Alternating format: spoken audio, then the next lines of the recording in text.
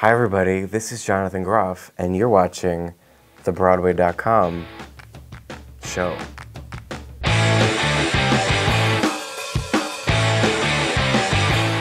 Welcome to the Broadway.com show, your weekly digest of all the cool theater happenings. Or, as we like to think of it, the people who openly admit they spent their whole Winter Storm Juno snow day going down the most epic Phantom of the Opera YouTube spiral in honor of the show's 27th birthday. No regrets. Let's get started with the news. What's the buzz, Imogen?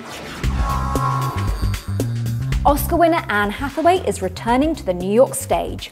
The star will lead the Public Theatre's production of George Brandt's Grounded, directed by none other than Lion King Tony winner Julie Taymor. We're expecting great things from and star-filled audiences at this one-woman off-Broadway show. The strictly, naturally limited engagement will begin performances at the Public Theatre April the 7th, with opening night set for April the 8th. The name on everybody's lips is Jennifer Nettles. The Sugarland singer is really busy checking milestones off her bucket list. She's won a bunch of Grammys, released a solo album, belted Let It Go with Idina Menzel on live TV, and is now making her Broadway debut as Roxy Hart in Chicago. The best part? She's also our newest vlogger. Look for the inside scoop in Heart and Soul, which debuted on January 27th and runs for 8 weeks. Let's just say this Roxy started with a bang.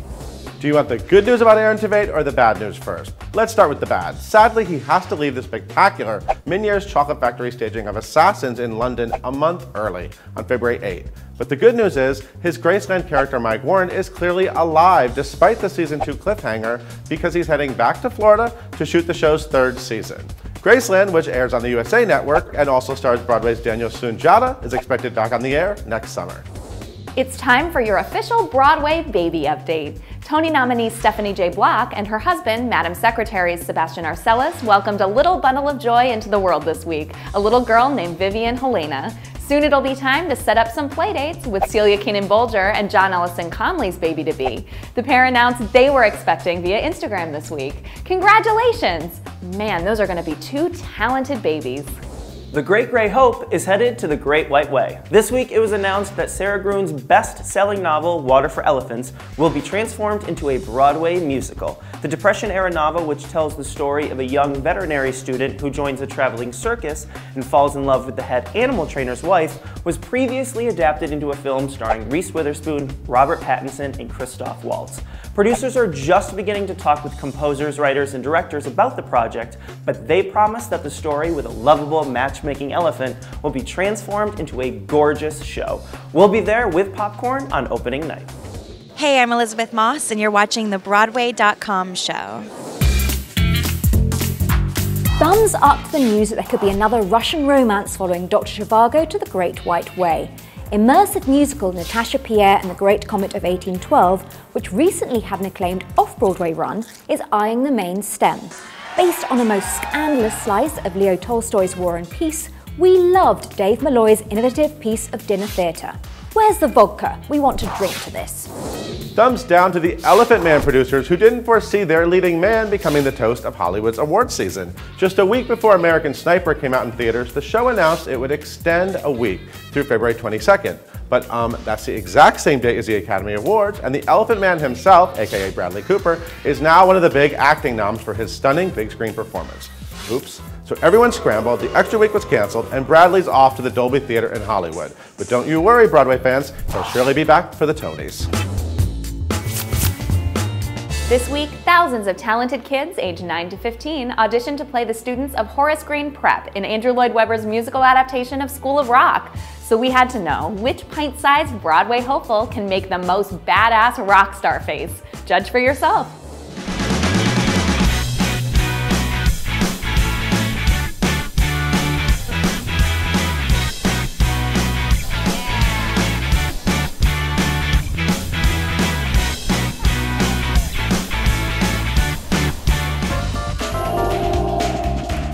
Look, there are transgender East German rock goddesses, and then there's the transgender East German rock goddess. Anyone can put on some makeup and turn up the A-track, but the wig on the shelf was made for the one and only John Cameron Mitchell. The head wig and the Angry Inch co-creator and original star reclaimed the mantle of internationally ignored song stylist this week as he took to the stage at the Belasco Theater and finally played the role on Broadway for the first time ever. Congratulations, John. You're our star of the week. The Lerner and Loewe classic Gigi opens this week at the Kennedy Center of the Performing Arts in Washington, D.C., where it plays through February 12th prior to landing on Broadway. Broadway.com readers got a sneak peek at High School Musical star Vanessa Hudgens in full costume as the show's perky heroine in this production shot by Joan Marcus. Hudgens looks just perfect in the role, which was created by Audrey Hepburn on Broadway in the original play version and Leslie Caron in the Oscar-winning film musical. We can't wait to knock back the bubbly and cheer on Gigi at the Neil Simon Theater starting March 19th. Hi, it's Betsy Wolfe, and you are watching the Broadway.com show. Our tweet of the week goes to Les Mis Javert, Will Swenson. Audra McDonald's hubby tweeted, "Dream last night. Had to smuggle Andrew at Keenan blogger out of Russia in a suitcase. He was fine because he said he'd already flown in that way." We don't know what you get to eat or drink before bed in a 6-time Tony winner's household, but we'd like some, please. Follow him at the Will Swenson. This week, everyone who loves Broadway.com and Culturalist knows that Grease is the word. That's because we went back to Rydell High to dreamcast the role of Danny Zuko in Fox TV's Grease Live.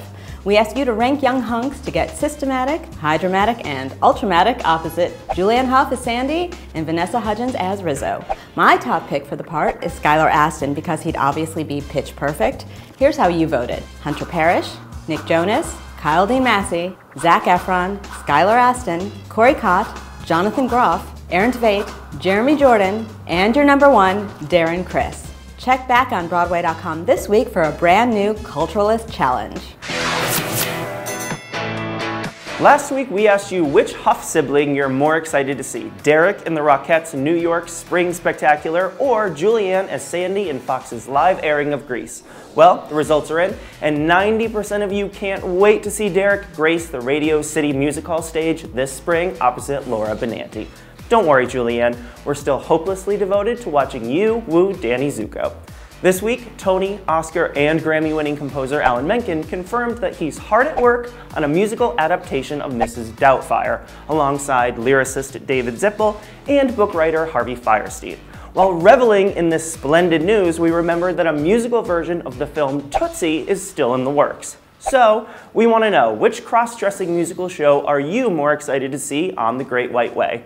Tweet your vote to @BroadwayCom with the hashtag VOA Smackdown and tune in next week to find out the winner.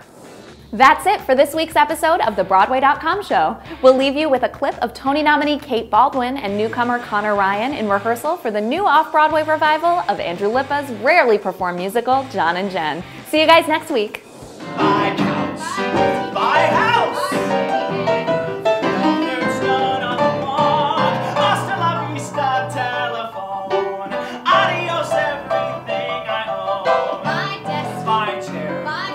Bye, Ted. Bye, bus.